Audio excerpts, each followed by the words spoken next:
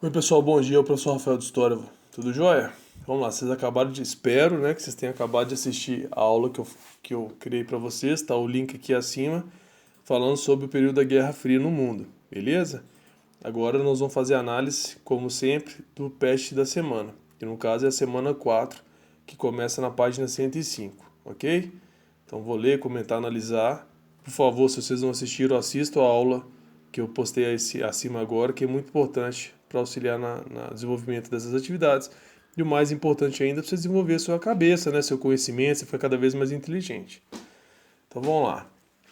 Aqui tem um desenho, né, falando da Guerra Fria. Vamos lá. Guerra Fria. Conflito ideológico, político, econômico, cultural entre Estados Unidos e União Soviética. Né? Falei sobre isso na aula.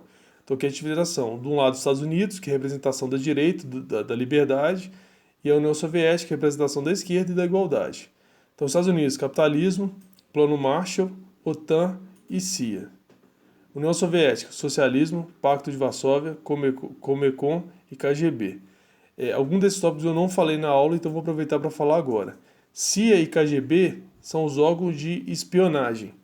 A CIA foi criada nos Estados Unidos para poder compreender, pegar informações rápidas da União Soviética para usar isso a favor dos Estados Unidos. E a KGB é a mesma coisa, só que para a União Soviética, ok?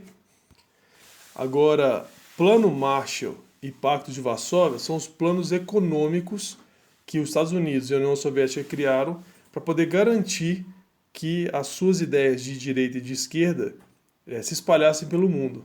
Como todo mundo precisa de dinheiro, todos os países precisam de dinheiro, você arrumava dinheiro para esse pessoal para poder entrar na sua área, ou capitalista ou socialista.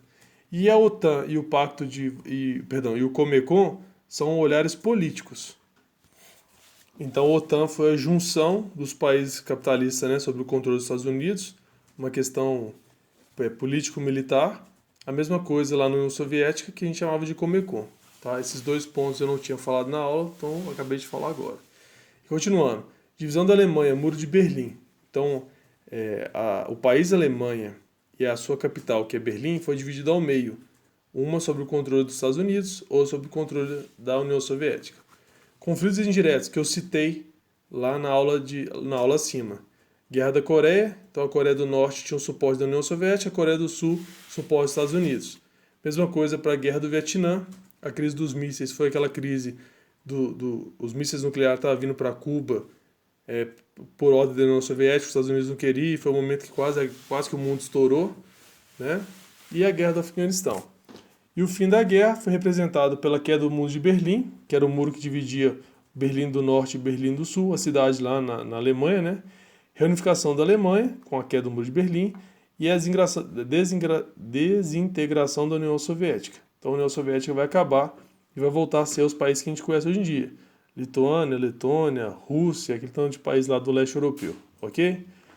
Vamos lá, atividade número 1. Sobre a importância e o significado político da queda do Muro de Berlim, assinale a afirmativa correta. Então, o Muro de Berlim foi um muro criado na cidade de Berlim, né, que é a capital da Alemanha, para dividir a capital em duas partes: a do Ocidente capitalista e a do Oriente socialista dos Estados Unidos. Então, com base nisso, assinale a afirmativa correta. A. A queda do muro significou a extensão do socialismo para o Berlim Ocidental. A gente acabou de falar que a União Soviética deixou de existir. Você acha que quando o muro caiu, o socialismo da União Soviética foi para a parte capitalista? B. A queda do muro foi o primeiro momento no processo de unificação da Europa. C. A queda do muro ampliou o turismo na Alemanha. D. A queda do muro deu início ao processo de reunificação da Alemanha. E E. A crise política provocada pela queda do muro quase levou as duas Alemanhas à guerra. Então, com o fim o Muro de Berlim é um símbolo da Guerra Fria. Quando ele cai, ele junta as duas Alemanhas, ok? Você acha que isso tem a ver com qual resposta aí? 2. Um dos maiores símbolos da Guerra Fria foi a construção de um muro dentro da cidade de Berlim, que a gente acabou de falar, né? Na segunda metade do século XX. Essa barreira de concreto instituiu identidades que estabeleceram fronteiras políticas e culturais. Então a questão do muro não era só uma questão de divisão física, era questão também de famílias, de ideologias, de uma grande visão além do próprio muro. Acerca desse acontecimento, é correto afirmar que o temor às influências comunistas da Berlim Oriental foi fator decisivo para a construção de uma barreira murada, instituindo territórios sob orientação política e ideológica distintas. B. Plano Marshall, que consolidou a aliança entre americanos e soviéticos. Nem me ajuda aí. Aliança entre americanos e soviéticos. C. Trânsito livre entre Ocidente e Oriente berlinense no final dos anos 90 promoveu mudanças na economia e no modelo de vida dos alemães orientais. D. Doutrina Truman, por meio de discurso de respeito a liberdades políticas, fundamentou a arrebiatura entre Ocidente e Oriente berlinense. E. Queda do muro provocou uma migração de mão de obra especializada de artistas, cientistas e professores de Berlim Ocidental para Berlim Oriental. Qual dos tópicos se caracteriza melhor pela lá a questão da construção do muro de Berlim e da divisória que esse muro vai representar? 3. O socialismo real agora enfrentava não apenas seus próprios problemas sistêmicos insolúveis, mas também os de uma economia mundial mutante e problemática, na qual se achava cada vez mais integrado. Com o colapso da União Soviética, a experiência do socialismo real existente chegou ao fim, pois mesmo onde os regimes comunistas sobreviveram e tiveram êxito, como na China, abandonaram o ideal original de uma economia única, centralmente controlada e totalmente planejada, baseada num Estado completamente coletivizado. Então, Eric Hobsbawm, Era dos Extremos, esse autor é muito famoso, lá na faculdade a gente lê muito sobre ele, e ele aqui está questionando o fim do socialismo como teoria. A União Soviética foi a representação da ideia prática do socialismo da esquerda, e de acordo com Hobsbawm nesse texto, vai dizer que com o fim da União Soviética acaba esse socialismo da vida real.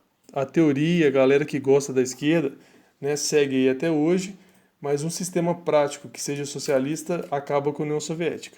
Ok? Está dizendo que mesmo os países que hoje se consideram socialistas não são socialistas de essência, de uma ideia original. São socialismos adaptados, né? Tem economia de mercado, é praticamente capitalista. Se você for ver a China hoje, você vai falar que ele é socialista. Quem estudou socialismo, quem leu Karl Marx, você não vai achar que a China de hoje em dia é socialista, né? Ela tem um perfil às vezes muito mais capitalista do que socialista. Bom, vamos lá. A partir do trecho citado, aponte algumas consequências da queda do Muro de Berlim para as esquerdas do mundo. Então, com o fim da União Soviética, com o fim da Guerra Fria, né, a União Soviética acaba perdendo, porque ela deixou de existir. Você acha que isso tem algum impacto em todos os países que se auto-intitulam governados pela esquerda? Se sim, qual o impacto que foi esse? Beleza? Pronto, está feita a análise do PET da semana 4. Qualquer dúvida aqui à disposição para ajudar.